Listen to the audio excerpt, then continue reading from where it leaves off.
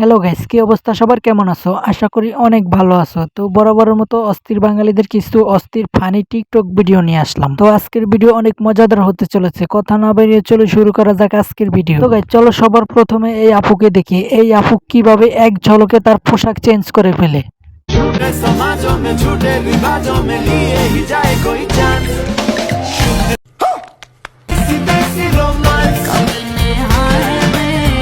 তবে আমি এতক্ষণে বুঝতে পারলাম যে টিকটকে কি না করা যায়, সবই করা যায়। আর এই জন্যই হয়তোবা তাদের নাম দিয়েছি টিকটকার। তো গাইজ ওনাকে হয়তোবা তোমরা অনেকেই চিনে থাকবা। উনি হচ্ছে নাটকের নায়িকা। তবে নাটকের চাইতে ওনাকে বর্তমানে টিকটকে বেশি দেখা যায়।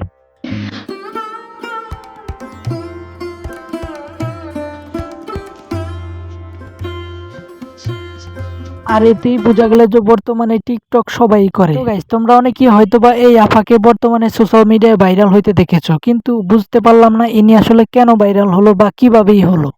আমি বাসা না থাকলেও আমার প্যারেন্টস আমাকে বাসা কি হচ্ছে আমাকে জানায়। তো রাতে 12টার সময় আমার বোন ফোন দিয়ে বলছিল যে তোর মাথা নষ্ট।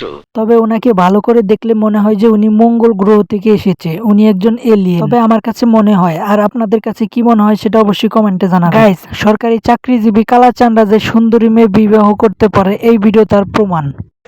এলাকার জামাই আঙ্গ শারমিনের জামাই। ও ভাই রে ভাই ও ভাই মারো মুঝে মারো।